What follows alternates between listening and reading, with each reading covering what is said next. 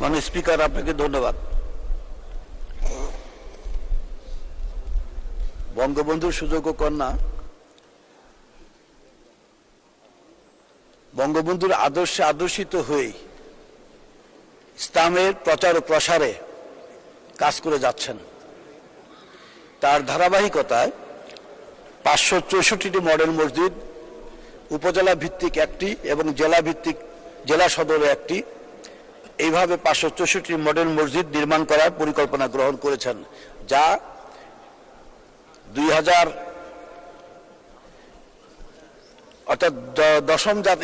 জাতীয় সংসদে যখন আমাদের ইস্তেহার দিয়েছিলেন, নির্বাচন ইস্তেহার, সেই নির্বাচন ইস্তেহারে নিয়ে মাননীয় প্রধানমন্ত্রী সেই জায়গায় এটাকে তুলে এনেছেন।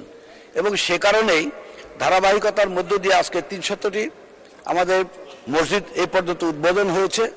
আগামী মাসের শেষের দিকে কয়েকটি উদ্বোধন হবে এবং এরপরে ধারাবাহিকতায় বাকি কাজ শেষ হবে। এর বাইরে আমাদের নতুন করে মসজিদ আর কোথাও করার কোনো সুযোগ নাই। এটা প্রকল্পের মধ্যে যেটা আছে সেই প্রকল্পের মাধ্যমে সেটা বাস্তবায়ন হবে। পাশাপাশি আপনার প্রশ্নের উত্তরের মধ্য দিয়ে একটি জিনিস বলতে চাই, সরকার প্রধান গণপ্রজাতন্ত্রী বাংলাদেশ সরকার মাননীয় প্রধানমন্ত্রী যে সিদ্ধান্ত নিয়ে ইতিমধ্যে ইসলাম প্রচার ও প্রসারের কাজ করেছেন, এর বাইরে নতুন করে কোনো কিছু করার আমাদের হাতে কোনো সুযোগ নেই। তবে আপনার যদি ব্যক্তিগতভাবে আপনি যদি কোনো ডিও লেটার দেন এবং সেটা যদি আমাদের সংস্কার হোক বা উন্নয়ন হোক বা কিছুর মধ্যে দেওয়ার সুযোগ থাকে, অবশ্যই আমরা সেটা বিবেচনা করবো ইনশাল্লাহ। আপনাকে অভিনন্দন এবং শুভেচ্ছা জানাচ্ছি মাননীয় স্পিকার, আপনাকে ধন্যবাদ।